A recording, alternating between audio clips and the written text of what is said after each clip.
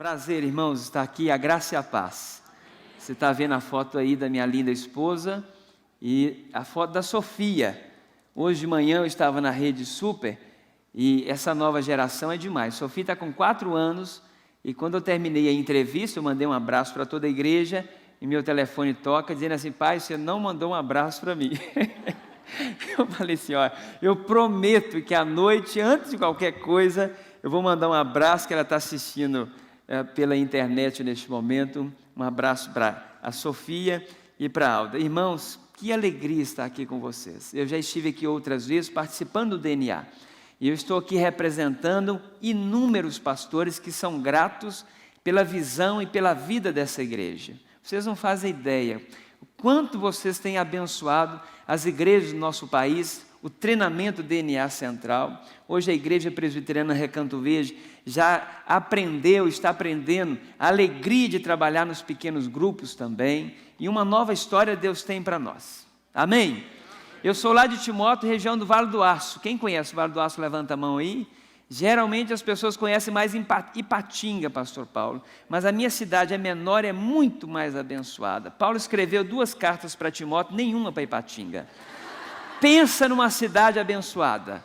Então é a minha cidade que eu amo. Nasci, cresci, morei 4 anos aqui em Belo Horizonte, quando eu estava estudando no seminário presbiteriano, voltei para lá, e lá Deus tem nos dado a graça de desenvolver um ministério.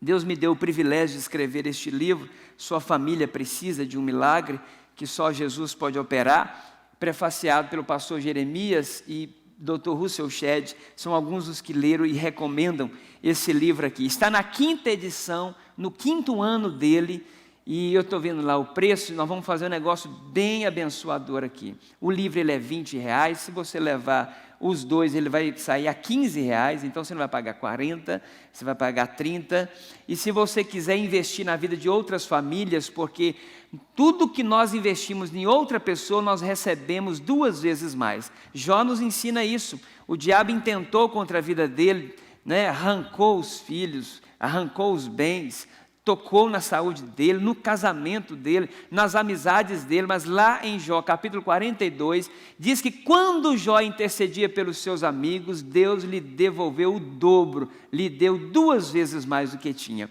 Todas as vezes que você investe numa outra família, abençoa uma outra pessoa, pode ter certeza, essa é a porção do intercessor, é 2 vezes mais. Então eu quero encorajar você a dar de presente. Se você quiser levar uma quantidade maior, a partir de 10, aí o livro que é R$20, ele vai sair a R$10 numa promoção. Eu tomei conhecimento que o mês de setembro é um mês internacional de combate ao suicídio.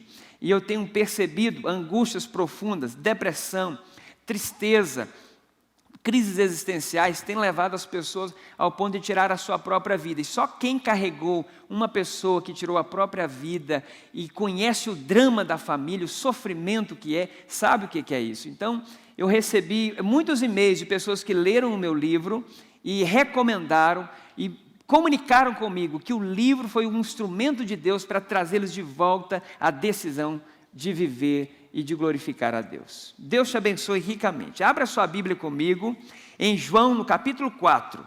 Evangelho do Senhor Jesus, segundo o apóstolo João, no capítulo 4. No final dessa pregação, talvez você vai se lembrar de alguém.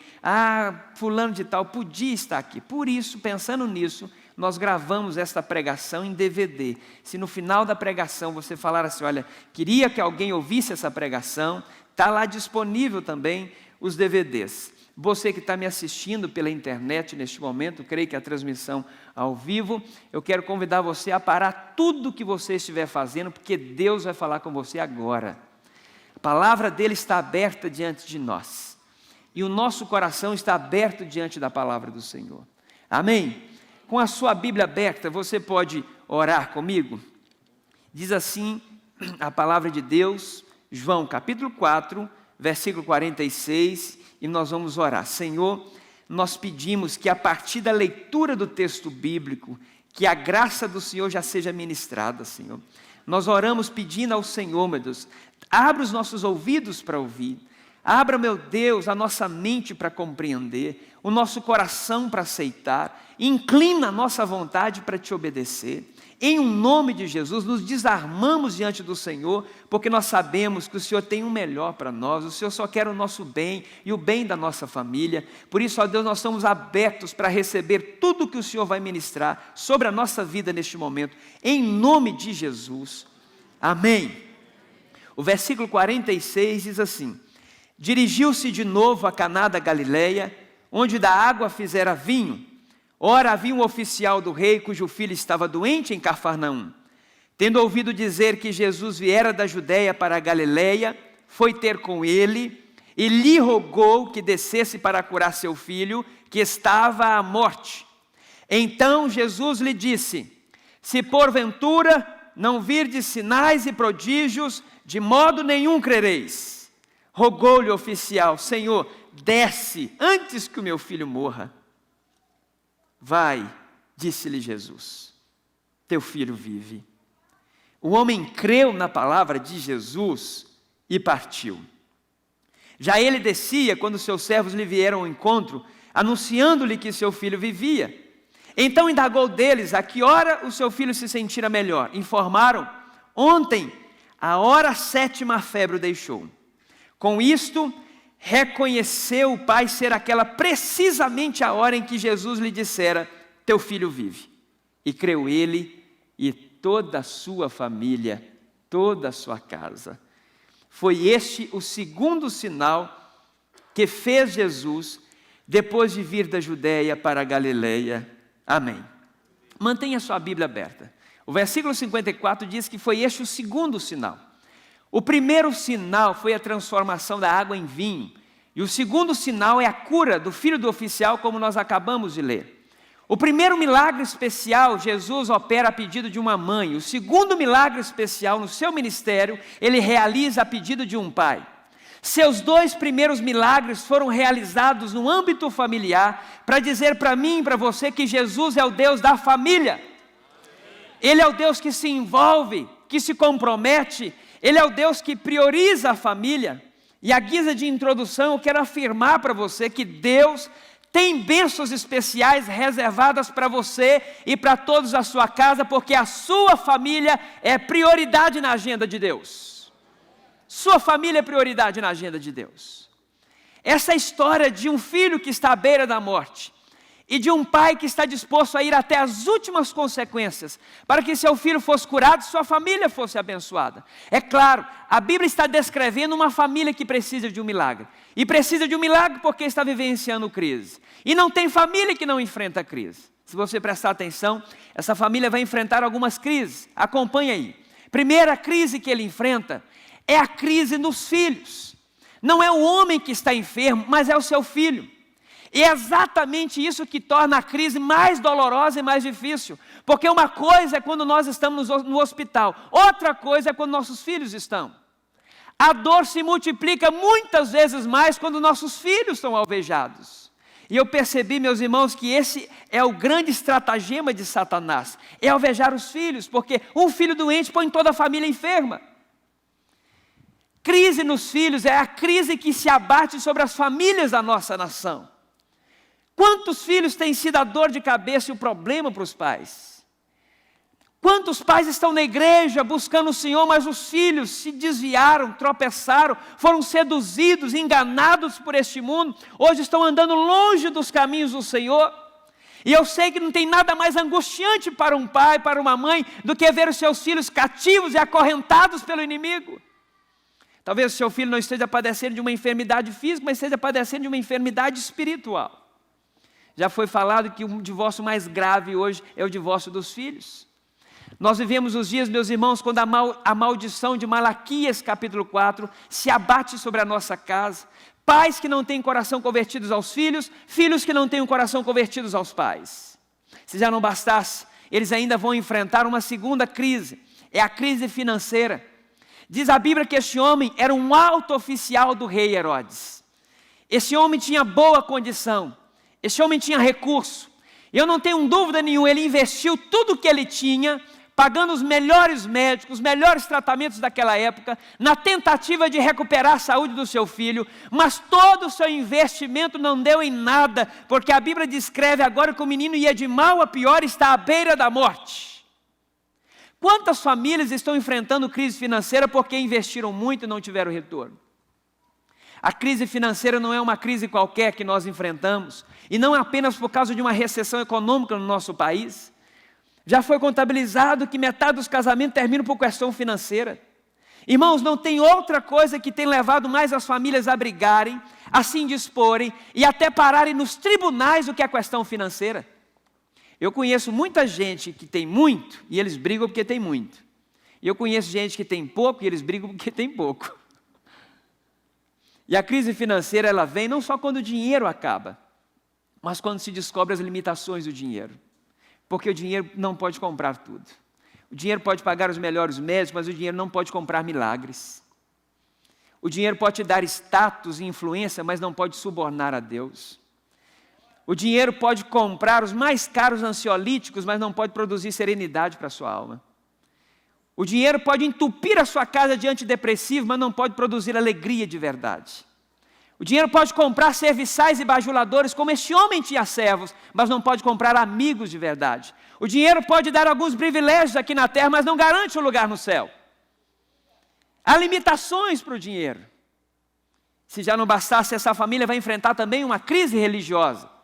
Porque diz a Bíblia que este homem vivia na Galileia dos gentios. Certamente ele era um gentio, a quem, alheio às promessas de Deus, ele ainda não acreditava em Jesus como Messias. Certamente ele acreditava naquelas crendices da época, ou que César era Senhor, ou acreditava naquelas divindades romanas que era adorado lá no Panteão, ou acreditava naqueles deuses malucos lá da Grécia. Mas o que me chama a atenção, meus irmãos, que quando a morte bateu na porta da casa dele, ele não foi fazer uma peregrinação em Roma, nem foi para Atenas, ele foi buscar aquele que é Rei dos Reis e Senhor dos Senhores, porque ele sabia que Jesus era o único que podia operar milagre na sua família.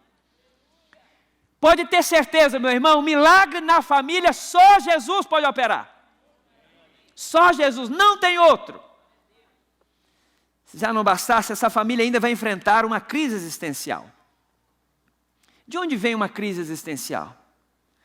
Ora, diz a Bíblia que este homem era um alto oficial do rei Herodes. Este homem morava no palácio. Este homem tinha a casa que ele sempre quis ter, o carro que ele sempre quis ter. Ocupava um dos cargos mais importantes da sua vida profissional. Ele alcançou o topo da sua carreira. Era um homem de boa fama, prestigiado na sua sociedade, respeitado na sua comunidade, amado pela sua família, invejado pelos seus inimigos, admirado pelos seus amigos. Ele tinha tudo o que ele sempre quis ter. Mas agora, diante de uma crise como esta, ele vai descobrir que a posição social é inútil contra os dramas da vida. Porque a morte bate na casa do pobre, bate na casa do rico também. E é nessas horas, meus irmãos, que as pessoas descobrem que coisas não podem responder aos apelos da alma.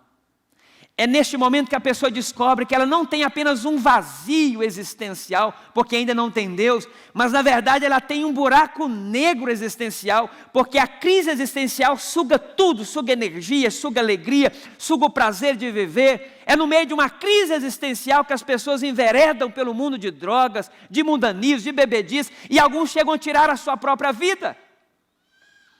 Todos nós temos fomes que nem pão nem peixe pode saciar.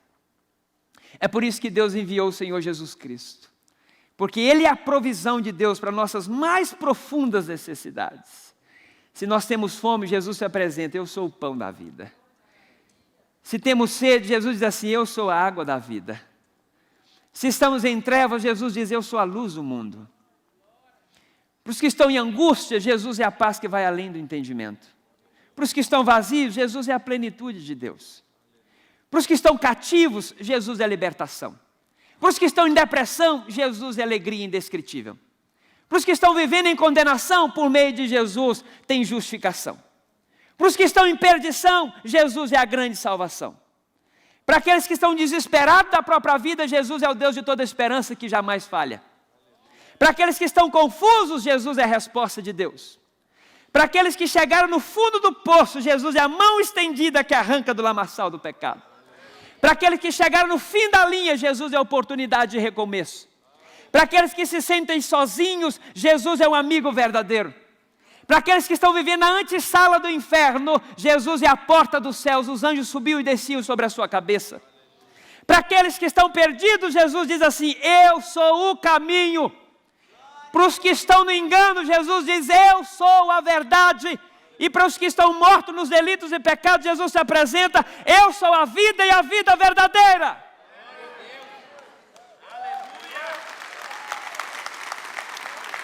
Toda necessidade de um homem e de uma mulher só podem ser preenchidas por meio de um encontro com Cristo Jesus. Eu me compadeço desse pai, porque eu também sou pai. E esse homem ainda enfrenta uma crise pessoal. Claro, a estrutura interior desse pai de família estava abalada. Seu filho está doente. Seus recursos financeiros são inúteis. Sua religião não podia fazer nada para mudar o seu quadro. Sua vida parecia sem sentido. O homem tinha coisas demais com o que viver e razões de menos para que viver. Quantas crises se abateram sobre uma mesma casa ao mesmo tempo? Talvez quando eu estou descrevendo isso aqui, você está lembrando da sua casa, da sua família. Porque eu sei que você também enfrenta crise dentro da sua casa.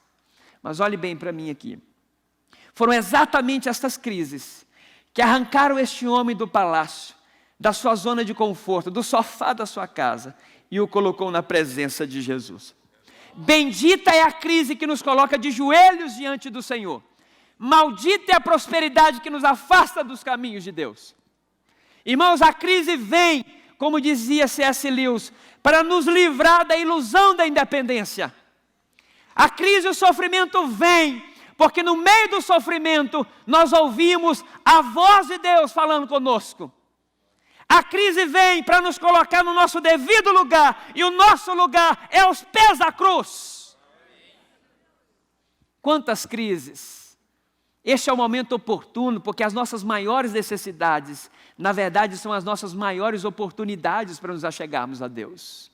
Quem sabe você e sua família está vivenciando algumas dessas crises. Este é o tempo oportuno para você conhecer o poder de Jesus, de salvar, de curar, de libertar, de transformar, de restaurar, de fazer novas todas as coisas, porque Ele tem poder para isso. Amém? Agora preste atenção. Deus quer agir em nosso favor, mas Ele não vai agir em nosso lugar. Deus quer agir em seu favor, mas Ele não vai agir no seu lugar. Há atitudes, decisões, iniciativas que somos nós que devemos empreender se realmente queremos um milagre na nossa família. Deixa eu ter certeza aqui, quantas famílias precisam de um milagre? Levanta a mão. A minha está levantada porque a minha precisa. Se a sua família precisa de um milagre, você precisa tomar as mesmas decisões que este homem tomou. Repete comigo: eu preciso tomar decisões sérias e certas. Esse homem tomou algumas decisões que mudaram o rumo, a sorte e a história da vida e da família dele. Esse texto, meus irmãos, me enche de esperança, porque aquele dia era o dia mais triste para aquele homem, porque o seu filho está à beira da morte. Mal sabia ele que aquele seria o melhor e o mais feliz dia da sua vida também. Porque nos dias mais tristes da nossa vida, Deus pode escrever os capítulos mais lindos da nossa história. Talvez você veja hoje aqui em pleno sofrimento. Hoje Deus pode mudar a sua história e a sua sorte. Hoje Deus pode fazer isso. Tome essas decisões. Que decisões foram essas, pastor? Repara o versículo 47. Primeira decisão que este homem tomou foi a decisão de vir ao encontro do Senhor Jesus Cristo. O homem estava lá em Cafarnaum. Jesus estava em Caná da Galileia, 40 quilômetros de distância. 40 quilômetros. Eu não sei como é que este homem foi, se ele foi a pé, se ele foi a cavalo, se ele aparelhou os melhores carros daquela época, mas uma coisa eu tenho certeza, ele foi correndo para ter um encontro com Jesus, porque a sua família precisava de um milagre. Se a sua família precisa da intervenção de Deus, vem correndo aos pés do Senhor. É o próprio Jesus que disse: se alguém tem sede, vem a mim e beba. E para vir até Jesus tem que sair de onde está.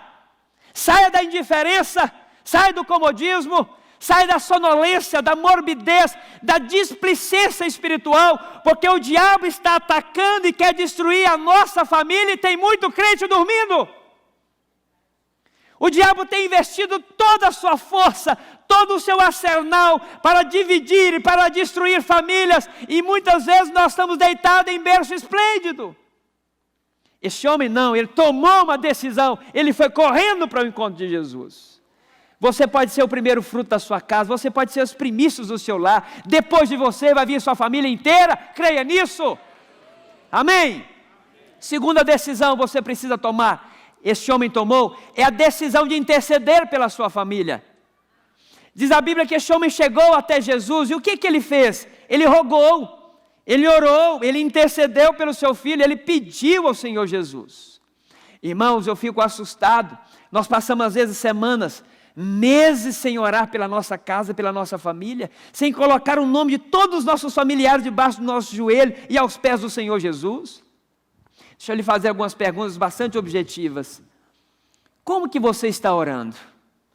Repara que este homem não usa as frases de efeito, ele não usa jargões evangélicos, ele não usa a oratória diante de Jesus, ele pede com urgência, ele pede clemência, ele pede com sinceridade, ele pede com humildade. É isso que importa diante de Deus. Irmãos, muitas vezes a nossa oratória diante da oração não passa de soberba diante do Senhor.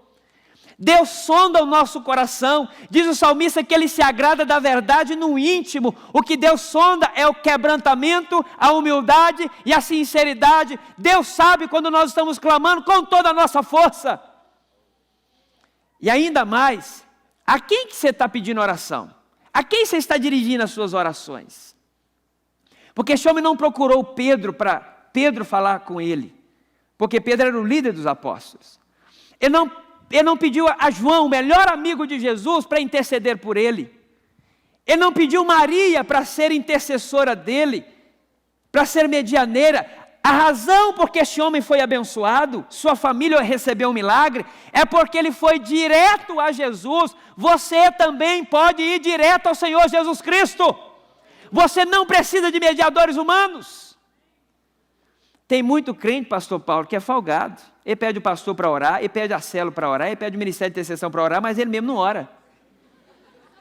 Meu irmão, Deus quer ver você de joelhos, na madrugada, fazendo um propósito de jejum e oração, porque Deus quer mostrar para você que Ele ouve a sua oração e Ele tem prazer em responder a sua oração. Quantos vão decidir hoje orar mais pela família? Levanta a mão. Orar mais, orar mais.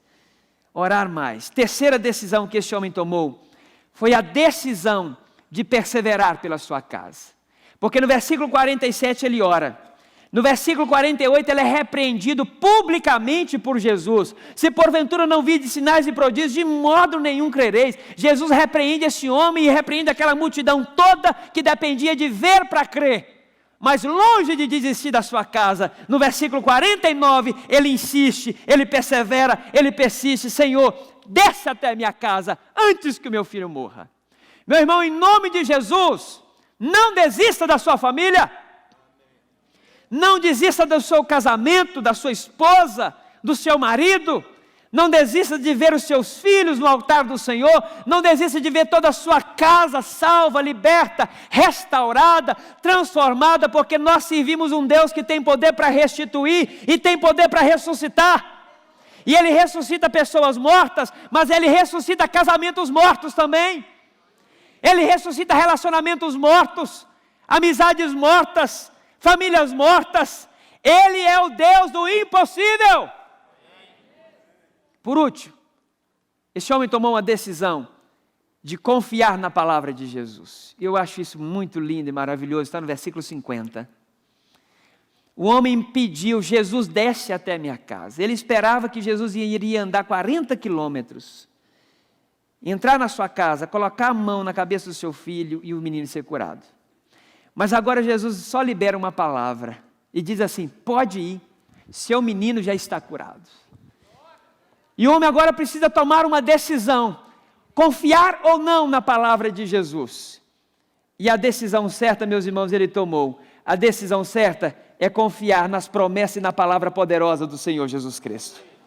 A decisão certa é confiar na palavra de Deus. Este homem acreditou, ele creu que a palavra de Jesus era tão poderosa quanto a presença de Jesus. Ele entendeu que Jesus não precisava estar fisicamente em um lugar para que o milagre acontecesse, bastava uma palavra do Senhor. O mesmo acontece aqui nesta noite. Jesus não está fisicamente aqui, mas por meio da palavra poderosa dele, ele opera milagres da família hoje. Tome a decisão de voltar a crer nas promessas de Deus. Voltar a crer na palavra do Senhor. Quantos princípios, quantas promessas para nós e para a nossa casa. Isaías 61 diz assim: a sua posteridade será conhecida entre as nações, seus descendentes no meio dos povos, e todos quantos virem, os reconhecerão como uma família bendita do Senhor. Esta promessa é para mim e para você. Deus quer que tenhamos uma família abençoada. E tem muitos benefícios, meus irmãos, quando nós decidimos confiar na palavra de Jesus. Eu quero citar rapidamente alguns. Quantos benefícios? Olha no versículo 50. O primeiro benefício de confiar na palavra de Jesus é que nós somos impulsionados a agir. Diz aí o versículo 50, o homem creu na palavra de Jesus e partiu. Vamos lá? O homem creu na palavra de Jesus e partiu. Cuidado, essa expressão não é do Facebook, ela é bíblica, hein? Partiu. O homem creu na palavra de Jesus e partiu. Quando a gente crê na palavra de Jesus, nós não ficamos dormindo, com medo debaixo da cama, enfiada a cabeça como um avestruz. Quando nós cremos na palavra de Jesus, nós não desistimos, nós não jogamos a toalha, pelo contrário, nós colocamos a toalha para servir. Quando nós cremos na palavra de Jesus, nós somos impulsionados a nos apropriar ou a tomar posse de toda a promessa de Deus para a nossa vida. Quando nós cremos nessa palavra poderosa, meus irmãos, nós somos motivados a dar um passo à frente. Aleluia! Se já não bastasse, há um outro benefício: nós somos ministrados com a paz que vai além do entendimento. Porque esse homem recebeu uma palavra de poder, mas ele recebeu uma palavra de paz também. Pode ir, seu menino já está curado. E obediência traz paz. O homem obedeceu e paz veio sobre a vida dele. Terceiro benefício de confiar na palavra de Jesus é que nós somos surpreendidos por boas notícias. O homem voltava para sua casa. No meio do caminho ele encontra os seus servos. E ele pergunta assim: a que hora o menino se sentiu melhor? E os servos dele dizem assim: sentiu melhor? Não, seu filho já está completamente curado. Irmãos, nós podemos ser surpreendidos pela manifestação da glória do Senhor quando nós realmente cremos na palavra de Deus, quando nós confiamos nas promessas do Senhor. Você crê que Deus pode surpreender neste mês de setembro? Esse mês, o propósito, sua família precisa de um milagre aqui nessa igreja. Um mês inteiro vocês vão ouvir mensagens sobre isso. Eu me senti muito privilegiado, pastor Paulo, que você colocou a campanha lá no nome do livro. Louvado seja Deus por isso. Deus surpreende. Deus faz muito mais que pedimos ou pensamos. Deus, meus irmãos, tem sim reservado grandes coisas para a nossa vida. Nós precisamos voltar a crer. Nós precisamos voltar a crer. Quarto benefício é que nós somos consolidados na fé. Repare que este homem foi crescendo na fé. Ele começou com uma fé vacilante, ele precisava ver para crer, versículo 47. De uma fé vacilante ele cresceu para uma fé perseverante, versículo 49. Diz a Bíblia que ele perseverou, ele continuou clamando: Senhor, desce até minha casa. De uma fé perseverante ele cresceu para uma fé confiante, versículo 50. Jesus diz: pode ir, diz a Bíblia que o homem creu, isso é fé confiante. De uma fé confiante, ele cresceu para uma fé confirmada, versículo 53. Quando ele ouviu que Jesus já tinha curado o seu filho, diz a Bíblia que novamente ele creu, isso é fé confirmada. E de uma fé confirmada, ele cresceu para uma fé contagiante, porque não apenas ele creu, mas ele contagiou toda a sua família para crer em Jesus. Deus quer te dar uma fé contagiante. E eu fui consultar, lembrando aqui do grego, a palavra que é oikia. Deus quer salvar todo o seu oikos, todos os seus familiares, grupos, amigos, pessoas próximas de você. A Bíblia diz que ele e todo o seu oikos creu no Senhor Jesus Cristo, mas porque ele teve uma fé contagiante. Meu irmão, que você tenha uma fé tão contagiante, que as famílias aqui dessa cidade, da nossa capital, serão contagiadas através da vivacidade da sua fé. Amém? Por último, Quando nós confiamos na palavra poderosa do Senhor Jesus, nós somos abençoados com o melhor de Deus. Quantos querem o melhor de Deus na sua vida, na sua casa? Receba nessa noite, porque o melhor de Deus é o Senhor Jesus Cristo. Ele é o presente precioso, a pérola de grande valor, o tesouro de riqueza inestimável. Mas eu uso essa expressão melhor de Deus contrastando com a permissão de Deus. Eu não quero a permissão de Deus, eu quero o melhor de Deus, porque o melhor de Deus é a vontade boa, perfeita e agradável dele. Nesse caso, nessa família, por exemplo, a permissão de Deus era a enfermidade, mas o melhor de Deus era a cura. A permissão de Deus era a crise, mas o melhor de Deus era a manifestação da sua glória. A permissão de Deus é eles enfrentar um problema passageiro, mas o melhor de Deus era dar a eles bênçãos eternas. A permissão de Deus era um menino à beira da morte, mas o melhor de Deus era um menino curado e toda a família salva. Deus tem o melhor para nós. Eu gosto da música do Fernandinho, eu acho que o tecladista vai até subir aqui agora para me ajudar. Quando diz assim, Deus tem o melhor para nós. Deus tem o melhor para mim.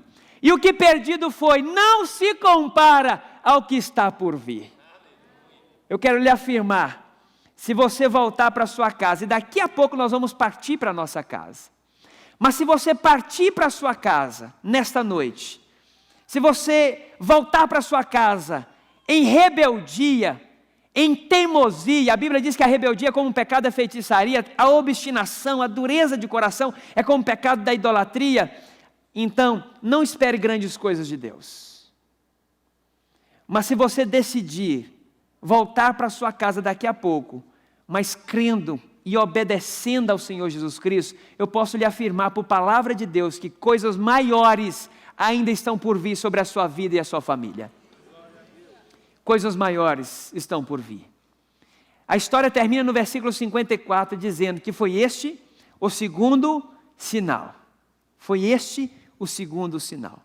Por que João vai pontilhando? Este é o primeiro, este é o segundo. O que João está dizendo é o seguinte, ele queria que os primeiros leitores do Evangelho fossem surpreendidos e tivessem a percepção, o entendimento de coisas maiores estavam por acontecer e aconteceram, porque o terceiro sinal é maior do que o segundo.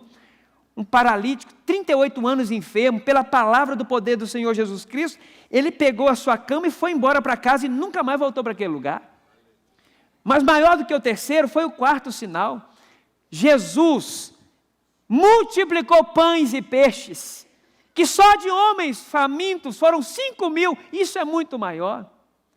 O quinto sinal foi ainda maior do que o quarto, porque Jesus vem andando por sobre as águas para mostrar que aquilo que põe medo em nós está debaixo dos seus pés, aquieta a tempestade, aquieta o coração dos seus discípulos, o quinto sinal. Mas João relata ainda o sexto sinal, que foi ainda maior. Jamais se ouviu que um cego de nascença veio enxergar, mas pelo poder da palavra de Jesus, ele não só enxergou, como deu um testemunho maravilhoso. Se ele é pecador, eu não sei, uma coisa eu sei, eu era cego, agora vejo. Está em João capítulo 9. Mas maior do que uma cura é a ressurreição de um morto. E João no capítulo 11 descreve o sétimo sinal. Lázaro, depois de 4 dias sepultado, é trazido de volta à vida apenas pelo poder da palavra de Jesus. Mas coisas maiores estavam por acontecer, e João relata isso. Numa sexta-feira, o Senhor Jesus subiu num monte, no Gólgota, e derramou o seu sangue. E isso foi muito maior, porque é por causa do sangue de Jesus que nós estamos aqui nessa noite. Mas algo maior ainda estava por acontecer, e João relata. No terceiro dia, ele se levantou dentre os mortos. Ele deixou a tumba, ele ressurgiu, ele se levantou no meio da morte. E isso é muito maior. E algo ainda maior estava por acontecer, porque 40 dias depois, o Senhor Jesus foi assunto aos céus, diante dos olhares de pelo menos 500 testemunhas, e isso é muito maior. Mas algo ainda maior estava por acontecer, porque assunto aos céus, ele foi entronizado à direita de Deus Pai Todo-Poderoso. E algo maior ainda estava por acontecer, porque entronizado à direita de Deus Pai Todo-Poderoso, ele recebeu um corpo glorificado. E esse mesmo João reencontra com o Senhor Jesus na ilha de Patmos. E agora ele olha para Jesus e ele diz assim, os seus olhos agora são como chama de fogo, e os seus cabelos são brancos como a branca neve. O seu rosto não é mais aquele desfigurado de Isaías 53, mas João diz que o seu rosto brilha como o sol na força do meio-dia. Sua boca agora e a sua voz não é mais aquela embargada pela sede, mas é como um som de muitas águas. Nas suas mãos não tem mais os cravos romanos, mas tem agora um cetro de justiça, de equidade e de majestade. Seus pés não são mais aqueles empoeirados da Palestina, mas é como um bronze polido e recozido numa fornalha. E na sua coxa direita está escrito: Rei dos Reis e Senhor dos Senhores. É esse Jesus que opera milagres na família hoje. Você crê nisso? Se você crê, fica de pé neste momento. Enquanto o Ministério de Louvor vem aqui à frente, nós vamos levantar um clamor pela nossa família. Porque esse Jesus não só opera milagre, mas Ele está aqui neste lugar. Nós estamos reunidos aqui em um nome dEle, por causa dEle. E Ele prometeu que todas as vezes que nos reuníssemos no nome dEle, por causa dEle, Ele estaria presente. E onde Jesus se faz presente, um milagre pode acontecer. Onde Jesus está, a história muda. Onde Jesus está presente, Deus muda a sorte e a história. Eu quero convidar você a fechar os seus olhos. Quantos estão aqui nessa noite e esta palavra veio para renovar a sua fé? Volte a crer nos milagres do Senhor. Volte a colocar a sua família no altar de Deus. O Ministério de Louvor vai ministrar uma música. Eu quero convidar você, porque eu estou com uma vontade muito grande de orar neste momento. Então eu quero convidar você neste momento a sair do seu lugar. Mas só vem aqui à frente se a sua família precisa de um milagre. Se sua família está bem, fica onde você está. Se não, vem aqui à frente. Eu quero te dar liberdade para você dobrar os seus joelhos, se você quiser, chorar diante do Senhor, se derramar diante de Deus. Deus está aqui, Ele ouve a nossa oração, Ele ouve o nosso clamor. Eu queria convidar os pastores para estar aqui comigo. Nós vamos estender as mãos, nós vamos orar, nós vamos tocar. Que a sua mão agora, pastor, seja a mão do Senhor tocando e ministrando. Coloca a sua família no altar do Senhor agora. Coloca a sua família diante de Deus. Irmãos, eu não vim aqui brincar com a sua fé. O que eu estou falando eu creio. É palavra de Deus. E eu tenho visto, o Senhor pode. Ele muda a sua história, a sua família hoje. Se Ele quiser, agora Ele libera uma palavra dos altos céus. E coisas extraordinárias acontecem. O Deus da família está aqui nessa noite. E Deus não trouxe você aqui à toa. Você veio para ouvir esta palavra. Deus está renovando a sua fé nesta noite.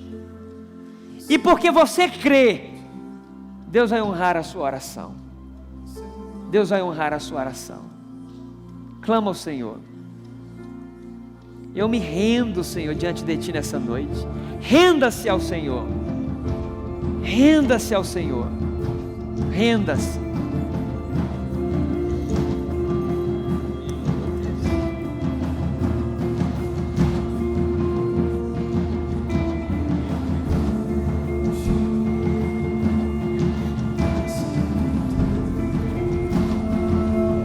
Oh Deus, estamos colocando a nossa família, Senhor. O Senhor pode mudar a sorte, Deus. O Senhor salva, cura, Senhor, quebranta, transforma, liberta na nossa casa, Senhor. Quebra as cadeias, quebra os grilhões, quebra as amarras, Senhor. Desfaz os laços do maligno, meu Deus. Salva nós e a nossa casa, Senhor. Salva nós e a nossa casa, Senhor. Oh Deus, olha para a tua igreja que se prostra diante do Senhor. Olha para a tua igreja, Deus. Cada família que está aqui representada, em nome de Jesus. Cada família que se rende diante do Senhor. Onde estiver um da nossa casa agora, Tu és Deus onipresente. O Senhor está aqui, ó Deus. O Senhor pode estar com toda a nossa casa. Oh Deus, Enquanto oramos, enquanto clamamos, dá uma ordem aos teus santos anjos. Libera do trono, Senhor, palavras de vitória.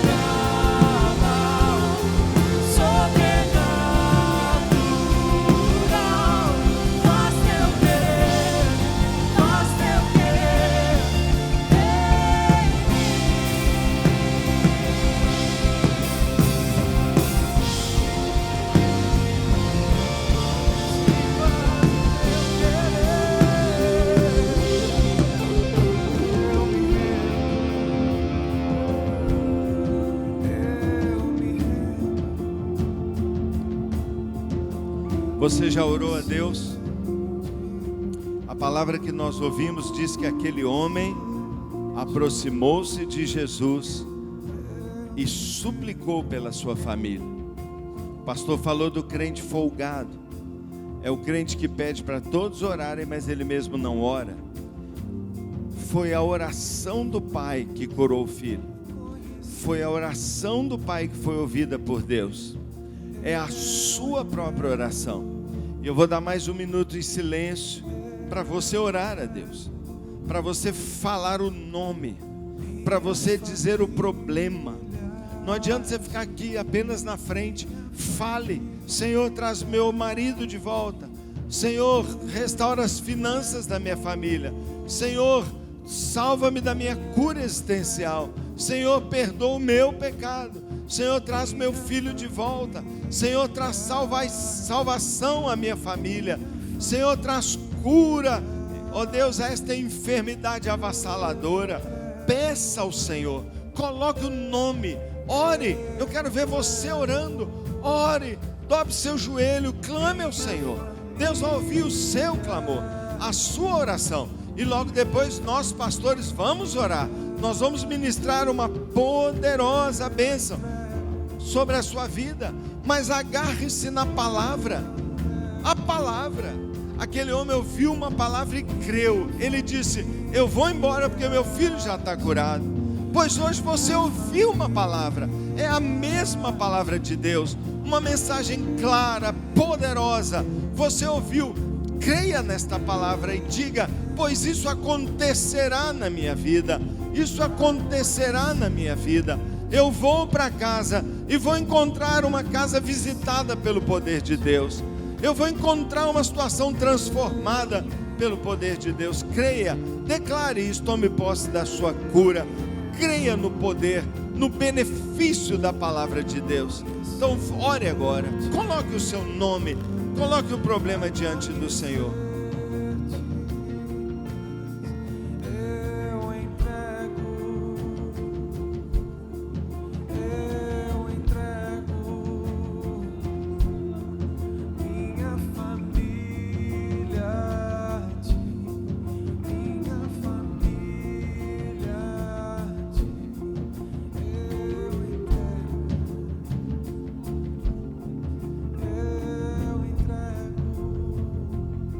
quero chamar os pastores aqui à frente do altar. Por favor, pastores, vem aqui. Gladstone, venha, pastor Rodrigo. Tem mais algum pastor aqui? Sobe aqui à frente. Nós vamos fazer esta oração agora. Nós vamos orar. Nós vamos pedir a Deus pela sua vida. Vou pedir aos pastores que levante a sua mão agora. Levante a sua mão sobre essas pessoas. Quero pedir aos pastores que intercedam agora. Interceda. Quero pedir aos irmãos que estão ali atrás. Levante a sua mão em direção a pessoas aqui que estão precisando de oração. Me ajude a orar. Nos ajude a orar. Quero pedir aos pastores que levantem a sua mão profeticamente, liberando uma palavra. Como Jesus falou, nós estamos aqui para falar para você. Nós estamos aqui dizendo: pode ir, pode voltar para casa. Deus vai agir, Deus vai agir, Deus vai mudar, Deus vai alterar e atuar na sua crise. Reconheça que a crise é sua, ela é sua, é o seu problema. Peça a Deus que mude você. Talvez você é a solução, você é o início, você é o gatilho que Deus vai usar para iniciar a obra na sua família. E todo o seu oikos vai conhecer o milagre, a paz, a visitação de Deus. Vamos orar ao Senhor. Pai amado, nós como pastores levantamos nossas mãos, como irmãos oramos uns pelos outros. Pai, sabemos que muito pode a oração de um justo em seu poder, em sua eficácia. Senhor, nós estamos orando em nome de Jesus, justificados pelo sangue de Jesus, tendo, ó Deus, o caminho bem aberto pelo sangue do Senhor. Nos aproximamos do seu trono com intrepidez, do trono da graça. Nos aproximamos com confiança para pedir ao Senhor socorro, socorro. Deus Todo-Poderoso, haja, Senhor. Tu és o Todo-Poderoso, o Senhor é o mesmo Deus, o mesmo Deus que operou na casa do oficial do rei, é o Deus que opera aqui, é o Deus que cura, o Deus que operou sinais tão poderosos ao longo da Bíblia. Senhor, é o mesmo Deus que ressuscita o morto, que multiplica o pão, que levanta a criança do seu caixão, que abre os olhos de um cego, que faz o paralítico andar, que ressuscita o morto. É o mesmo Deus, é o Deus que cremos, é o Deus hoje, presente. Tu és o eu sou, o nosso eu sou. E eu peço, Pai, por cada pessoa. Cada um está aqui, Deus, contando para o Senhor o seu problema. Cada um aqui está intercedendo pela sua família. A nossa família, Senhor, precisa de um milagre. A nossa família precisa do Senhor. A nossa família precisa de uma resposta de Deus. Nós cremos, Pai, e que podemos confiar totalmente no Senhor. Nós sabemos que o Senhor é quem satisfaz os desejos e sonhos do nosso coração. Tu és o que responde ao nosso clamor. Oh Deus, cada um que escolheu vir aqui nesta noite, eu peço que o Senhor o recompense, Pai, porque se aproximaram, porque creram, porque acolheram esta palavra com fé, como palavra de Deus. Pai, libera agora o milagre, o poder, o mover sobrenatural. Oh Deus, e dá a paz, dá a confiança, dá a alegria, dá o agir, Pai. Que cada um haja, Pai, volte para casa agindo, falando, confiando, enxergando diferente, e que possa ver se materializar diante dos seus olhos aquilo que tanto sonhava. Abençoa, Pai, abençoa. Enche do Espírito Santo as mulheres, Pai, enche de poder, sabedoria, ó Deus, para agir conforme a instrução que o Senhor deu nesta noite. Pai, olha os homens, Pai, tira dos homens o medo, ó Deus, o imobilismo, a covardia, a timidez. Dá a esses homens coragem, dá a esses homens fé, dá a esses homens um agir radical, Pai, para resolverem, para orarem, para imporem a mão, para pedir, para conversar. Senhor, eu venho pedir, meu Deus, fortalece os homens e as mulheres aqui, para se tornarem agentes do Senhor, Pai, e que eles recebam grandes notícias, boas notícias, sejam surpreendidos com as poderosas, abençoadas boas novas do Senhor. Em nome de Jesus, Pai, nós abençoamos a cada família que hoje aqui foi representada, que dentro daquela casa, Pai, a presença do Senhor se manifeste poderosamente, supridora, pacificadora e restauradora. Tu és o nosso Deus, Tu és o nosso Senhor, Tu és o nosso Salvador. Em nome de Jesus, nós oramos. Amém. Amém. Fique de pé onde você está. Eu ainda queria fazer mais uma oração. Se alguém aqui está e ainda não tem certeza da sua salvação, porque talvez não tomou uma decisão pública dizendo: eu entrego minha vida ao Senhor Jesus, eu quero recebê-lo como meu Senhor e Salvador. Você viu o pastor pregando de forma tão brilhante que Jesus é tudo que nós precisamos. Ele é luz para quem está na escuridão, Ele é vida para quem está morto nos seus pecados e delitos, Ele é purificação para quem está se sentindo sujo, Ele é libertação para quem está cativo, Ele é o Salvador para quem não tem o caminho da salvação ainda. Eu quero orar com você. Se você quer receber Jesus como seu Salvador, põe a mão no seu coração. Eu tomei essa decisão alguns anos atrás, foi a decisão mais inteligente que eu já tomei toda a minha vida. Mudou completamente a minha vida. E o pastor falou: hoje à noite vai ser uma noite de mudança. Talvez você pensava: meu casamento vai mudar, minha família, minhas finanças. Não, você vai mudar. Você vai mudar. Põe a mão no seu coração e diga assim: Senhor Jesus Cristo, hoje eu ouvi a sua palavra e eu creio que Jesus Cristo, Tu és o Filho de Deus, o único caminho, o único Salvador. Eu reconheço que eu sou pecador, eu preciso de perdão, e eu te peço, Senhor Jesus, perdoe os meus pecados. Eu te convido a entrar no meu coração e tornar-se meu Senhor, meu Salvador, meu guia, meu Deus, dono da minha vida. Perdoe os meus pecados. Eu te convido a tomar lugar no meu coração. Eu confesso que a partir de hoje, Tu és o Senhor e o Salvador da minha vida, para sempre. Amém. Amém. Tem alguém que fez esta oração pela primeira vez? Que hoje está entregando a sua vida a Cristo? Para nós ainda anotarmos seu nome, orarmos por você. Tem alguém? Eu vi várias pessoas orando, mas se você orou pela primeira vez, Deus abençoe você. Mais alguém? Mais alguém fez esta oração? Deus abençoe você. Deus abençoe você. Mais alguém? Indique se você. Deus abençoe você lá atrás. Glória a Deus pela sua vida. Mais alguém fez esta oração? O super atleticano fez esta oração. Estou brincando. Deus abençoe você. Mais alguém? Quem fez esta oração? Você fez também? Deus te abençoe. Glória a Deus. Glória a Deus. Você fez essa oração? Deus te abençoe. Glória a Deus. Nós vamos anotar, sim. Nós vamos anotar o seu nome. Não é? Volte ao seu lugar para a gente fazer as despedidas finais. Pessoal, eu quero lembrar vocês então aqui, ó. Aqui, ó. Você foi abençoado pela palavra do pastor Maurílio?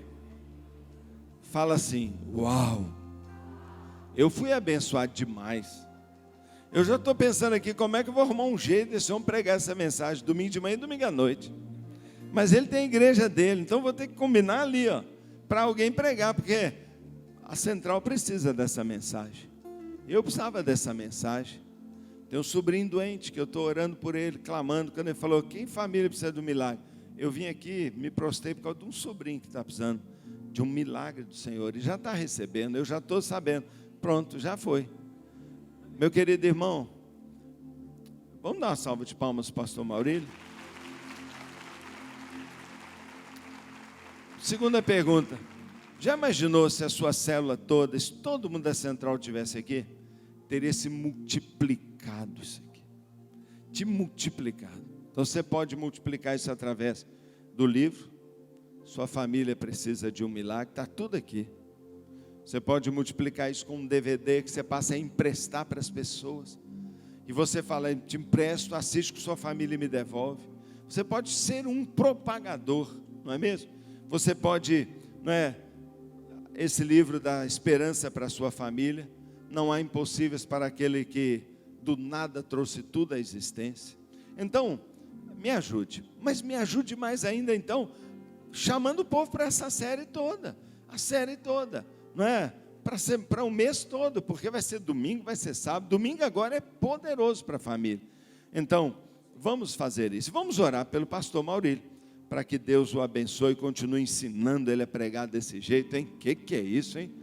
Que é isso? O povo está até assim, babando, né? O cara é uma metralhadora de Jesus, hein? É um compêndio vivo, é uma biblioteca ambulante, hein? Que é isso?